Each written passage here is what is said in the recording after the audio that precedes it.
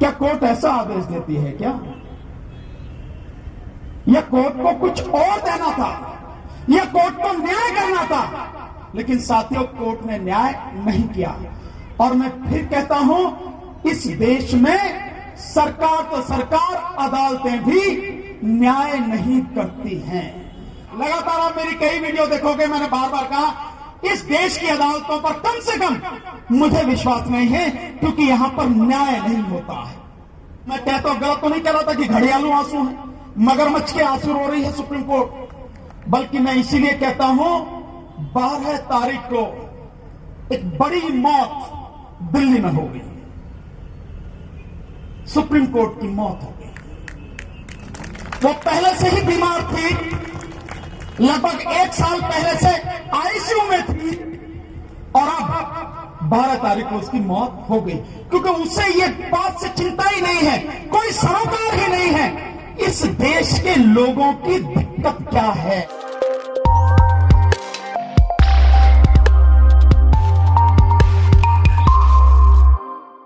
Court ने काम नहीं किया, और जो काम कोर्ट ने किया है, ऐसा काम इस देश में पहले कभी नहीं हुआ। कोर्ट ने जो आदेश पारित किया है, उस आदेश में एक बड़ी मजेदार बात लिखी है। पढ़ने से पता लगता है कि क्या कोर्ट कर रही है।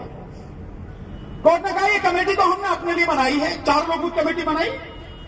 ये 4 वो लोग हैं जो प्रिंट मीडिया में, जो इलेक्ट्रॉनिक मीडिया में, हर जगह इन कानूनों की, जो इनकी तरफदारी करते हैं, सरकार की बात को सही मानते हैं, इन कानूनों को सही मानते हैं, और खुली बाजार व्यवस्था का समर्थन करते हैं।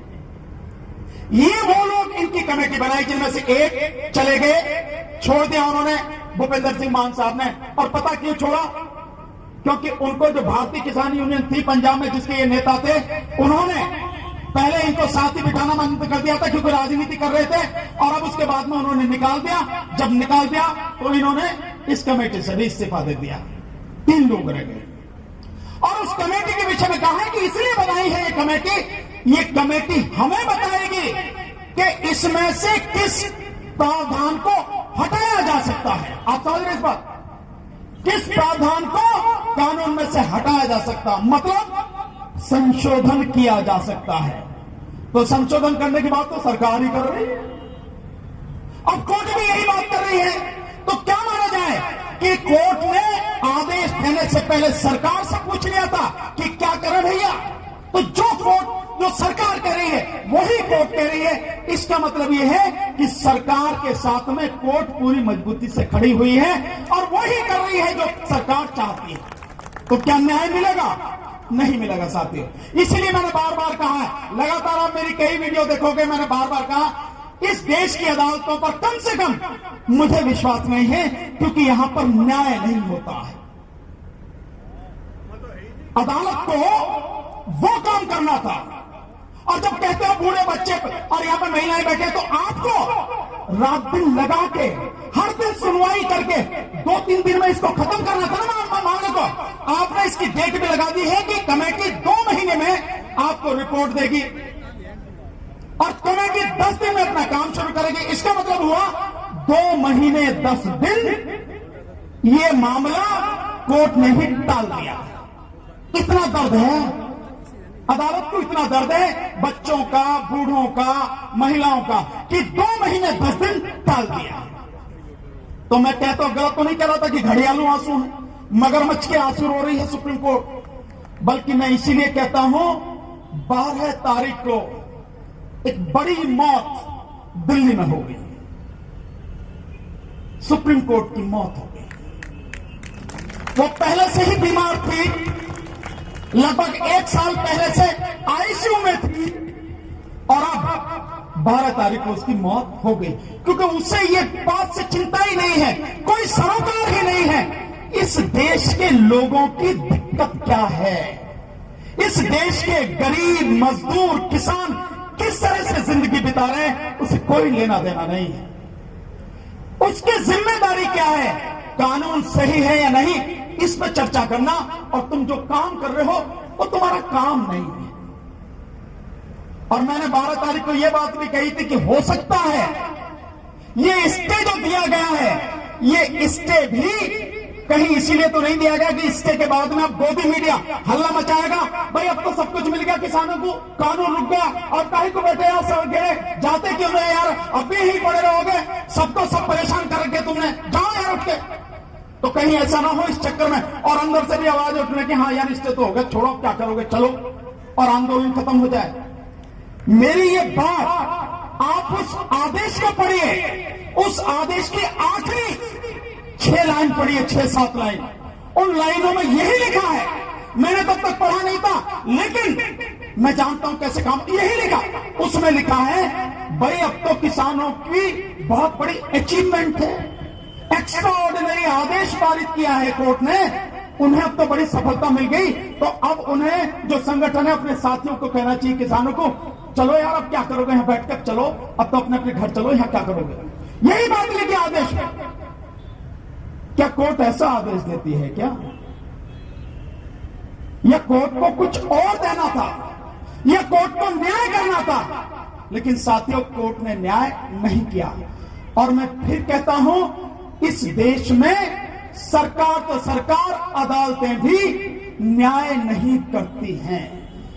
और अपने 27 साल के वकालत के अनुभव से मैं कह सकता हूं पूरे दावे के साथ, पूरे विश्वास के साथ, कि इस देश में कोई भी संस्था इतना बड़ा अन्याय नहीं करती, चाहे वो पुलिस वाले हों, चाहे एनआईए वाले हों, चाहे सीबीआई वाले हों, चाहे कोई शासन प्रशासन का व्यक्ति हो, जितना अन्याय इस देश की अदालतें करती हैं। अनुभव की बात कर रहा हूं, यह स्थिति है।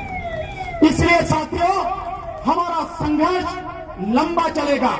और दूसरा एक चीज और क्लियर करना चाहता हूं, समय हो गया है, बंद करना है, किसी को भी घबराने की जरूरत नहीं है। इन सबके जो कमेटी बनाई है, अगर हम उसके पास नहीं जाते तो किसी के खिलाफ कंटेम्प्ट ऑफ कोर्ट नहीं होता है। कुछ लोग परेशान हैं कि क्या ये कंटेम्प्ट ऑफ कोर्ट हो जाएगा, नहीं, कोई कंटेम्प्ट ऑफ कोर्ट नहीं है, हम उसकी पार्टी नहीं है, हम उसमें एक पक्ष नहीं है। इसलिए जब हम पक्षी नहीं है, तुमको जो आदेश लगता है पालन कर दो, आप उसको आदेश कर दो, हम पे उसका कोई असर नहीं है, हमारा कोई लेना देना नहीं है। इसीलिए हमारी जो संयुक्त किसान संघर्ष समिति है, उन्होंने स्पष्ट रूप से कह दिया, हम स्टे किया है, सम्मान करते हैं, समिति बनाई, हम उसके सामने नहीं जाएंगे। और समिति साथियों निष्पक्ष होनी चाहिए। अगर आप न्याय की बात करते हो तो ना इस पक्ष का हो ना इस पक्ष का, जो व्यक्ति निष्पक्ष हो उनकी कमेटी बनाओ। आपने तो सरकार की कमेटी बना दी, जो सरकार कह रही है वही तो वो कह रहे हैं, तो कहां से न्याय मिलेगा? इसलिए न्याय हमें नहीं मिलेगा, लड़ाई हमें लंबी चलेगी, हमें पूरी मजबूती से बिना रुके, बिना थके और बिना 1 मिलीमीटर भी पीछे हटे लगातार जब तक अपने लक्ष्य को प्राप्त नहीं करेंगे लड़ते रहेंगे, और एक दिन इन कानूनों को वापस कराएंगे। और इस आदेश से एक चीज और मेरा विश्वास पक्का हो गया कि सरकार, ये मेरा मानना है कि सरकार इन कानूनों को वापस लेगी, लेकिन इसका सारा जो श्रेय जाएगा वो कोर्ट को जाएगा, कोर्ट के माध्यम से वापस दिलवाएगी। क्योंकि मोदी जी की जो है ना नाक थोड़ा ऊंची है, अहंकार थोड़ा ऊंचा है, इसलिए कोर्ट के माध्यम से वापस ये कानून होंगे, ऐसा मुझे लगता है। तो साथियों इन्हीं बातों के साथ मुझे समय दिया, बातें और भी हैं, बहुत सी बातें और आपको बतानी हैं, पर कभी आगे बताऊंगा जब समय मिलेगा। लेकिन आपके साथ हर कदम से कदम मिलाते हुए, कंधे से कंधा मिलाते हुए जब तक जीतेंगे नहीं, और मैं तो इससे आगे भी कहता हूं, क्योंकि मैंने तो बार बार कहा है, अगर ये कानून वापस भी हो जाएंगे, होंगे निश्चित रूप से, कानून वापस भी हो जाए, एमएसपी भी कानून बन जाए, तब भी आपकी समस्या का समाधान नहीं होगा। क्यों? क्योंकि जड़ जब तक रहेगी तब तक समस्या बनी रहेगी, और जड़ है बीजेपी सरकार, मोदी सरकार। इसलिए हमारी लड़ाई तो आगे भी चलेगी, जब तक मोदी सरकार को उखाड़ के नहीं फेंक देंगे तब तक हम संघर्ष करते रहेंगे। डरना नहीं है, रुकना नहीं है, घबराना नहीं है, पूरी ताकत के साथ हाथ से हाथ मिला के, कदम से कदम और कंधे से कंधा मिला के लड़ते रहेंगे। जब तक जीतेंगे तब तक लड़ते रहेंगे। बहुत बहुत शुक्रिया साथियों। बोले सोनिहाल, बोले सोनिहाल। फौज में फतेह।